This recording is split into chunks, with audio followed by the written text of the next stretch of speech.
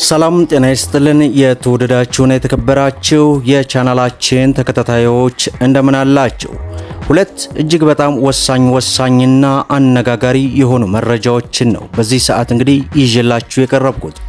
ከዚህም ጋር ተያይዞ የመጀመሪያው መረጃ ከሰሞኑ በተለያዩ ማህበራዊ ሚዲያ ላይ እየተዘዋወረ ስላለውና የጠቅላይ ሚኒስትር ጽህፈት ቤትን ጋዜጣዊ መግለጫ አስመስሎ የትራንስፖርት አገልግሎትን በተመለከተ በበርካታ ኢትዮጵያኖች ዘንድ ተደራሽ ስለሆነው መግለጫ በዚህ ሰዓት እንግዲህ ከመንግስት በኩል ይፋ ሆኗል።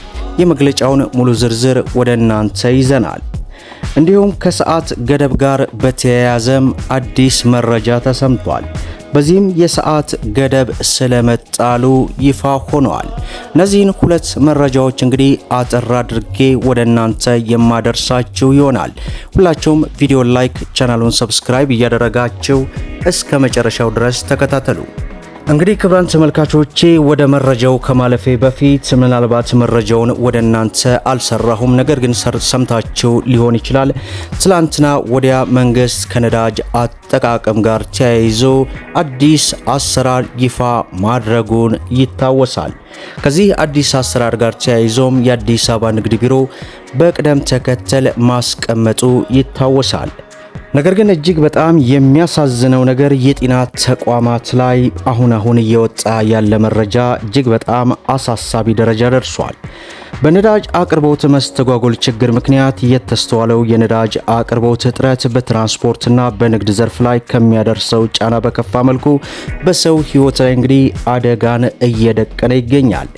ይህም የጤና ተቋማት ከድንገተኛ አምቡላንስ ጀምሮ እስከ ህይወት አድን ማሽኖች ኦፕሬሽን ድረስ ማለት ነው የኃይል አቅርቦት በሚቋረጥበት ጊዜ በነዳጅ የሚሰሩ ጄኔሬተሮች ላይ እነዚህ እንግዲህ አገልግሎቶች ከነዳጅ ጋር የተያያዙ ስለሆነ መንግስት እነዚህን አፋጣኝ እርምጃ እስከ መውሰድ እንደሚደርስ ነው ብዙዎች እያመኑበት ያለው። በዚህ ሰዓትም እንግዲህ ቲክፋህ በጣም አሳሳቢ ነገር ነው ብሎ መረጃውን አውጥቷል። እናንተስ ምን ትላላችሁ?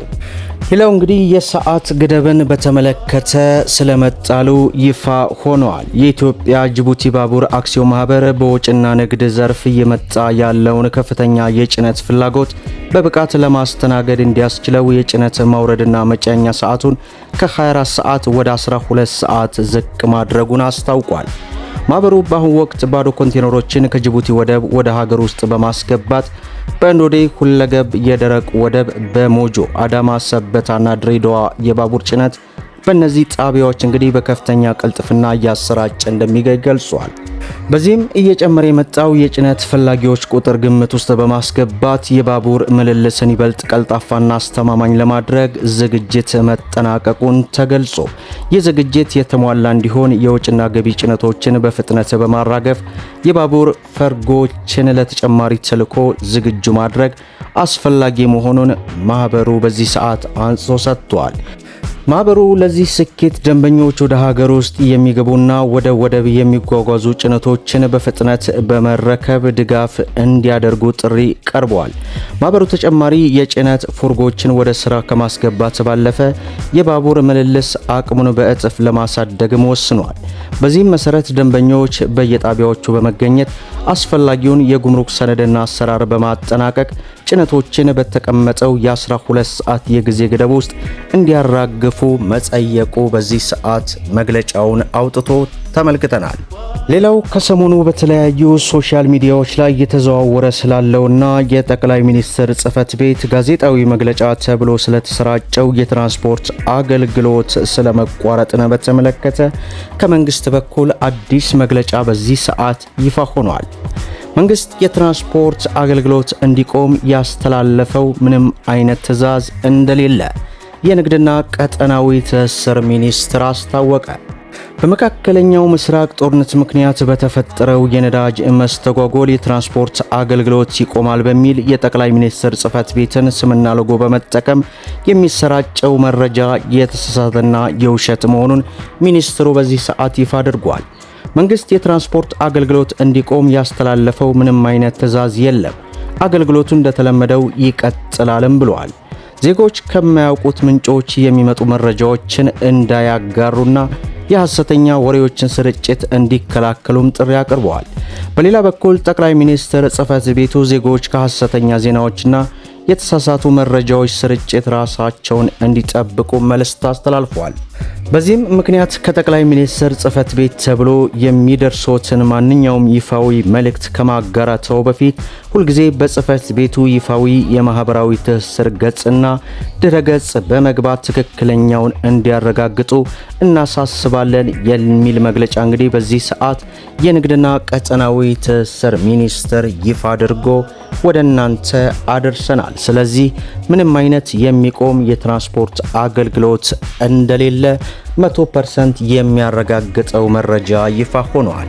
ሌላው የመጨረሻው እንግዲህ የኢትዮጵያ ብሔራዊ ባንክ በሀገሪቱ ውስጥ ያለ ፍቃድ ወይንም ከተሰጣቸው የስልጣን ወሰን ውጭ ህገወጥ የገንዘብ ማስተላለፍ አገልግሎት ሲሰጡ ተገኝተዋል ባላቸው 26 ድርጅቶች ላይ ጥብቅ እገዳ መጣሉን ይፋ አድርጓል።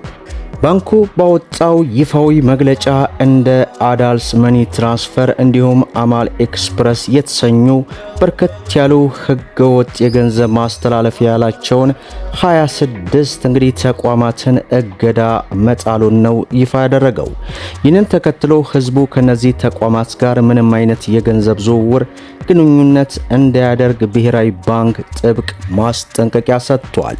እነዚህን የታገዱ ወኪሎችም ሆነ ሌሎች የሐዋላ መረቦችን መጠቀም የኢትዮጵያን ህግ መጣስ መሆኑን የገለጸው የኢትዮጵያ ብሔራዊ ባንክ ተጠቃሚዎች ለከፋ ህጋዊ ተጠያቂነትና ለገንዘብ መጥፋት አደጋ ሊጋለጡ እንደሚችሉም አሳስቧል።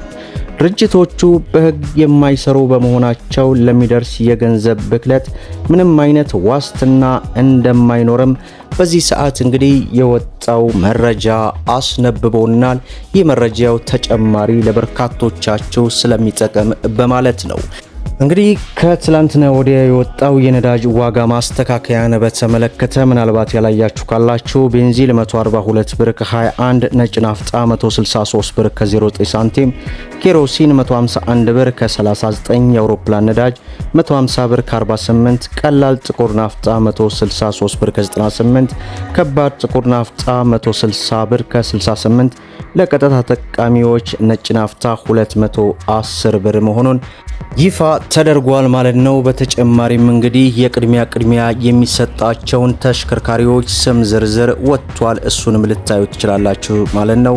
ለዛሬ ያስኩላችሁ መረጃ ይህንን ይመስላል። ቪዲዮውን ላይክ ሼር እንዲሁም ለቻናላችን አዲስ ከሆናችሁ ሰብስክራይብ ማድረጋችሁን አትርሱ እያልኩኝ ለዕለቱ ያስኩላችሁ መረጃ ይህን ይመስላል። እስከ ፍጻሜው ድረስ አብራችሁን ስለቆያችሁ ልባዊ ምስጋናችንን እየሰጠን በሌላ ቪዲዮ እስከምንገናኝ ወሰላሙ አለይኩም ወራህመቱላህ።